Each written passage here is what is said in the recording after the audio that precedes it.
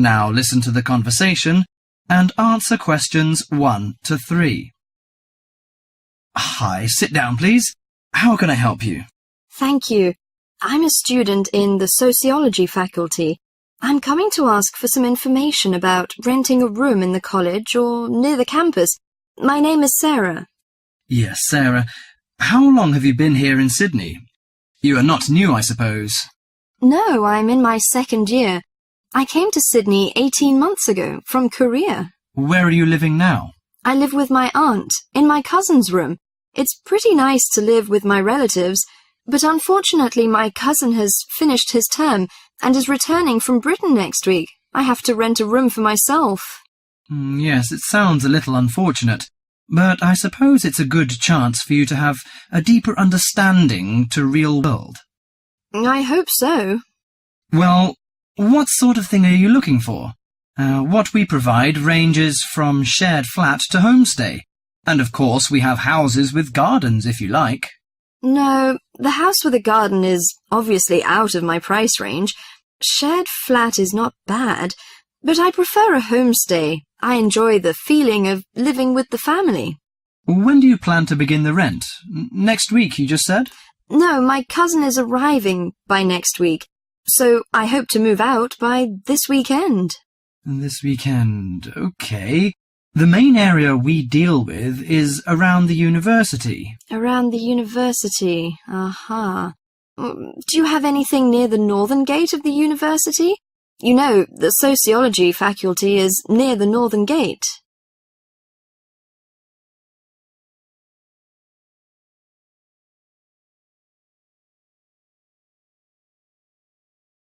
Before you hear the rest of the conversation, you have some time to look at questions 4 to 10.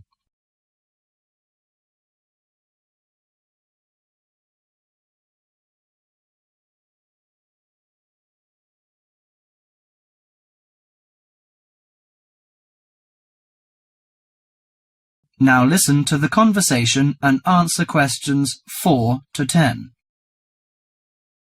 Yes, what sort of price are you thinking of?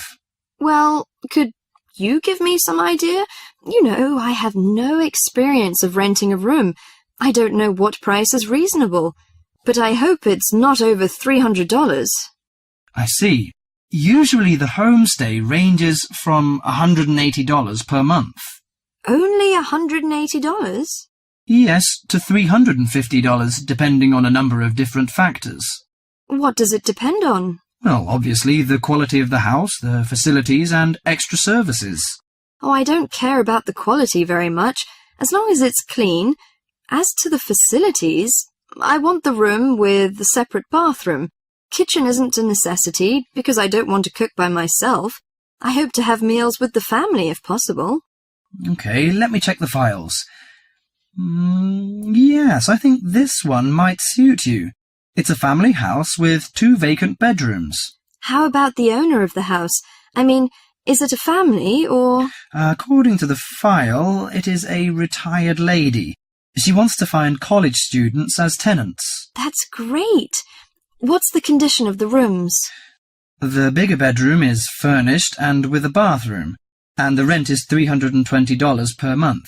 The smaller one charges $250. It is furnished too, but without bathroom. Oh, $320. It's a bit out of my range, but I think I prefer the bigger one. How about the meals? Well, the rent includes breakfasts and suppers. No lunches, however. You have to buy your lunch. That's no problem. I usually have my lunch in the college cafeteria. And that doesn't cover the water bill and electricity fee, but the laundry is included. Fine. Could you tell me the address? Yes, it's on 323 West Park Road. Let me get that down. 323. Okay, it's near the university. So, when can I have a look at the room? You know, I'm a little pressed for time. The file says the landlady is in every afternoon. So this week, say, Friday? Oh, I'm afraid I can't make it then. I have a lecture on Friday afternoon till 5:30. How about Thursday? Okay, that's fine. Would 5 be okay? Yes, fine. Just come here. Yes, here in the student service office. Oh, before I forget, before moving you have to pay 1 month's rent in advance. Really? Oh, I didn't know that before. Could I ask why? As the deposit. You know, in case you damage the property or move out without giving notice. Usually this doesn't happen, but standing in the owner's shoes... Yes, I understand it all. So that's $320. Okay, I'll take the money. If I'm satisfied... Well, a word of advice. Don't forget to get a receipt when you pay the deposit or rent. Yes, thank you so much. That is the end of section 1.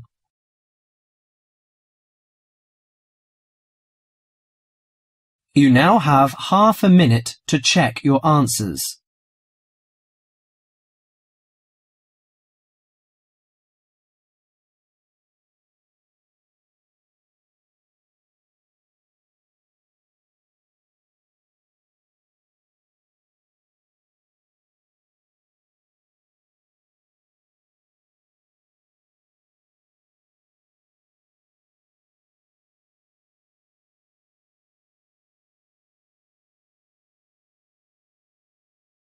Section 2. In this section, you'll hear a radio program on the process of making beer. First, you have some time to read questions 11 to 21.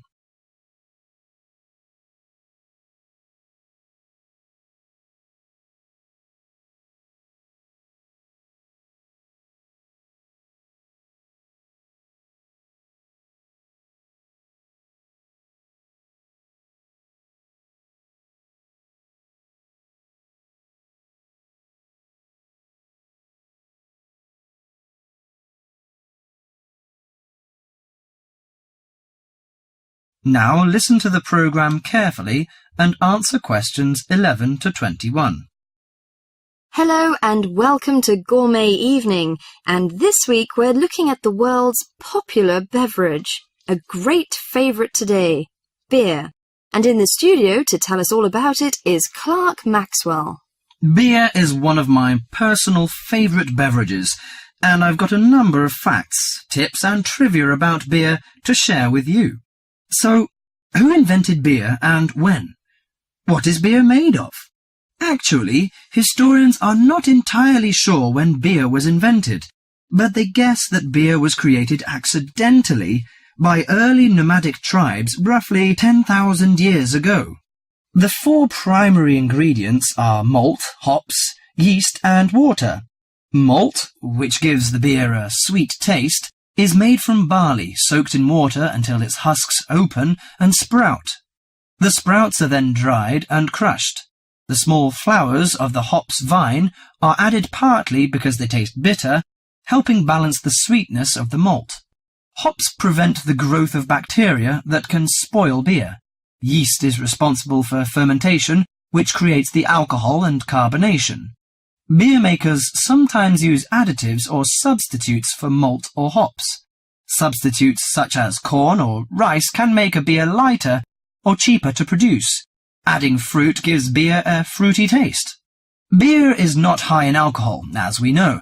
The lowest type, light beer, contains no more than 2% alcohol, and the highest may reach 6%.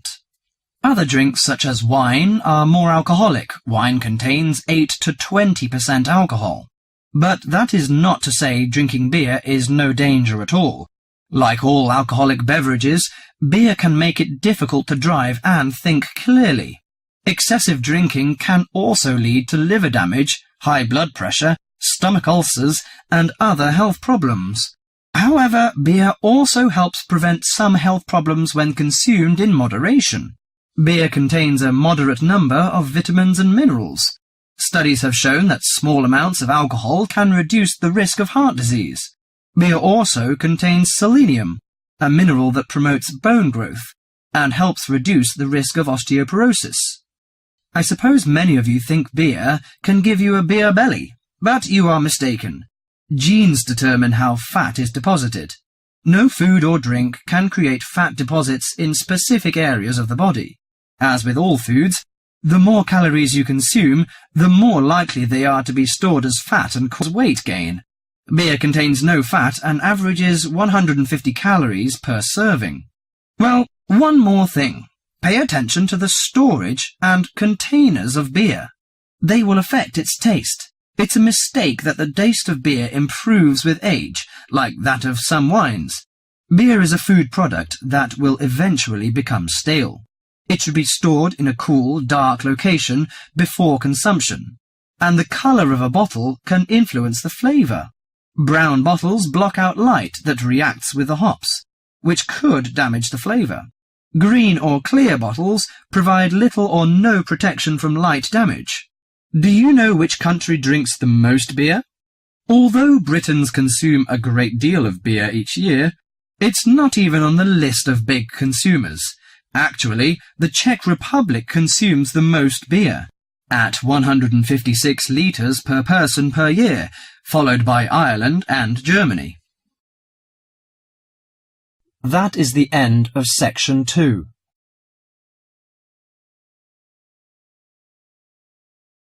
You now have half a minute to check your answers.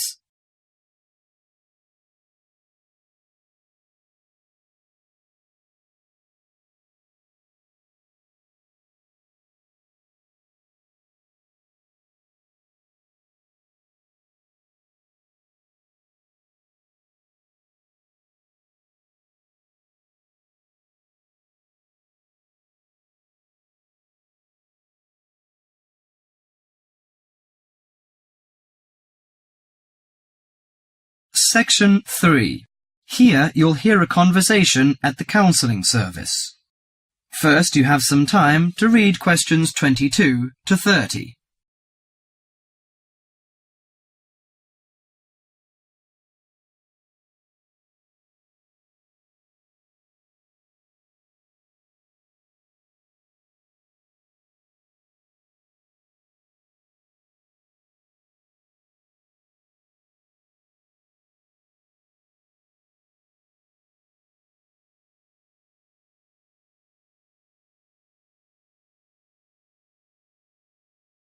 Now listen to the conversation and answer questions 22 to 30. Hello, sit down, please. Thank you. Well, I heard about your counselling service from a friend, and I was really interested. You know, I'm a new student, and I don't know how you work, and... Well, the primary task of our service is to enable you to become more effective in your life, inside and outside the university. I think counselling is valuable if you're feeling that your life has become out of balance in some particular way. For example, it may be that you're experiencing difficulty in managing change, stress or burnout, difficulty with concentration, depression or anxiety, or a recent crisis of some kind. It can really help to talk things over with a counsellor. I see. After the semester began, I found I was facing tons of decisions that would be made by myself. I felt under stress sometimes. Yes, most new students have problems like yours. Just as I have said, it's a kind of being out of balance. Much of what we do is to help you get your thinking, feeling, behaviour, or perspective on life back into balance. We'll seek to help you focus on and understand more clearly the issues that concern you. But the issues are complex, I think. They are about academic, personal, and many other aspects. I don't know how you can help me to decide so many... Well, we don't decide. We just help. We'll respect your own values, choices, and lifestyle. We work towards highlighting your strengths and inner resources to help you make the choices, resolutions, or changes that are right for you. When you're feeling under pressure, it's easy to lose sight of the many strengths and inner resources that you have. You mean I have enough strength to solve the problems and make choices? That's absolutely right. You just lose sight of them sometimes. And it can also be helpful to talk through any difficult decisions or dilemmas with which you may be faced. You don't have to wait until you're in a crisis to come and seek help. Taking the time and space to reflect in the supportive, private and comfortable environment that the counselling service offers you is an effective way to move forward positively in your life. Is it possible if I prefer a separate waiting area? Yes. We'll take account of any special requests you may have to protect your confidentiality. The record of your name and other basic information is kept for statistical purposes. Any notes written down about you are identified by a number. No personal information is kept on the computer.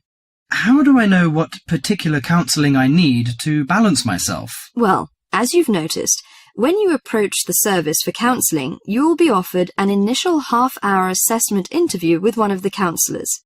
They can answer any questions you may have and help you to assess whether individual counselling is the best way forward for you. It is the initial assessment interview.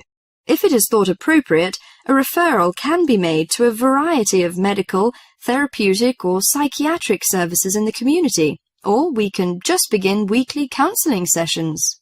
How do I make an appointment if I need regular counselling?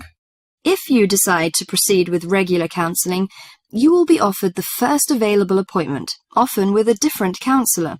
Each session would be for 50 minutes, and usually you would meet with your counsellor once a week.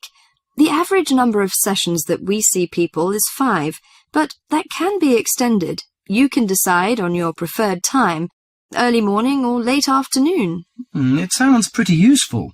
I hope I can adapt to the new life with your help. You certainly will. Actually, going away to university is a time of transition and personal development. Evidence suggests that the vast majority of students who have been for counselling do find it a valuable experience. That is the end of section 3.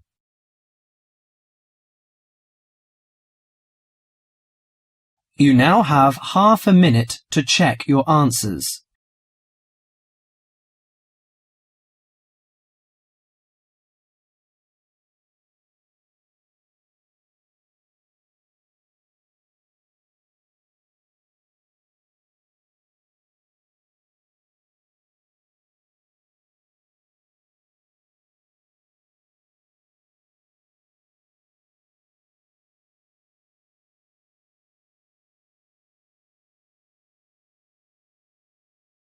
Section 4. In this section, you'll hear a lecture on sports injuries. First, you have some time to look at questions 31 to 40.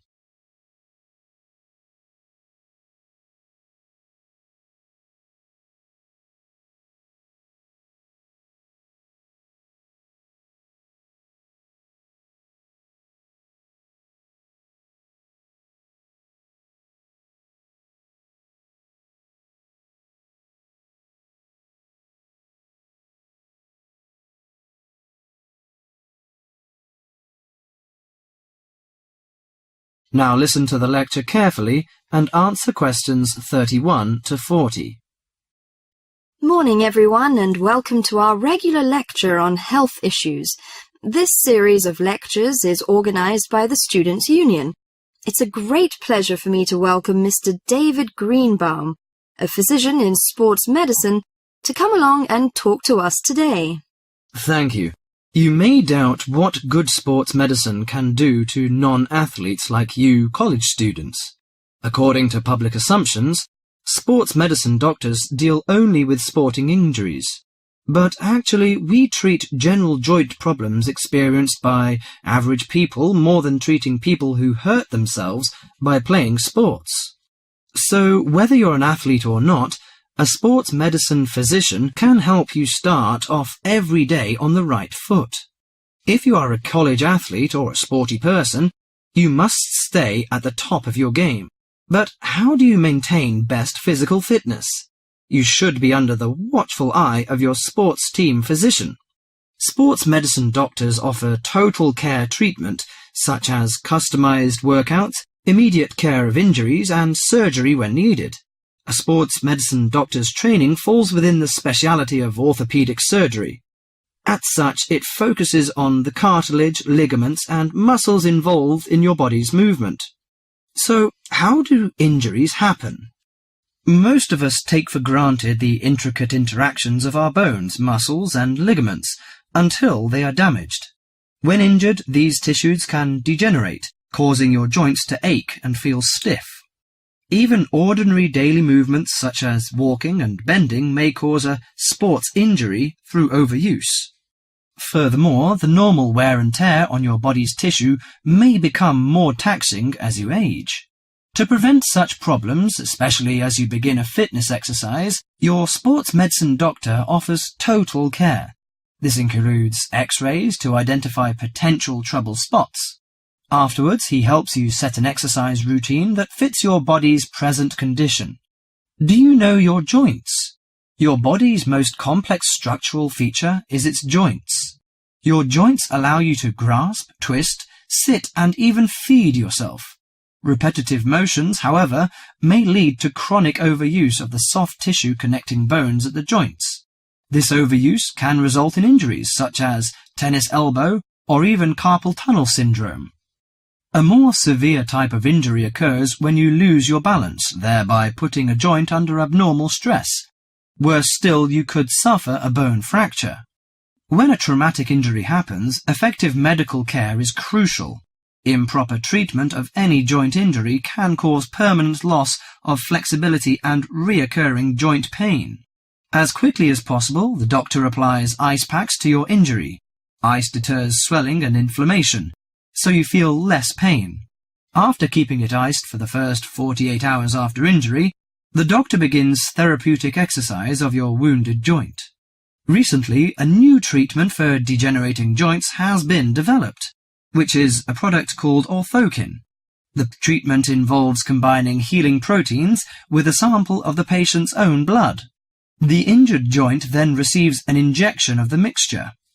This new technology stimulates our own white blood cells to produce large quantities of protective protein. Our cells make this protein naturally, but not in sufficient amounts to protect the damaged cartilage in our joints. It also has the advantage of convenience and lack of side effects. Here are some suggestions on how to prevent sports injuries.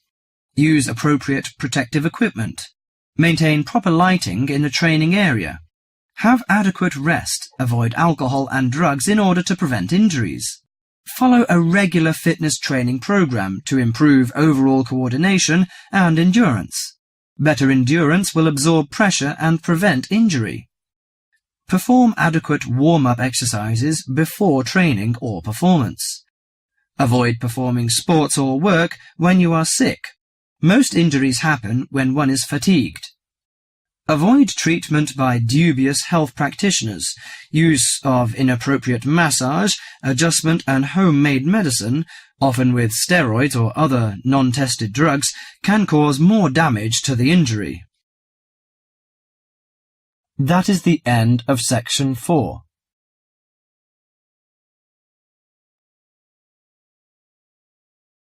You now have half a minute to check your answers.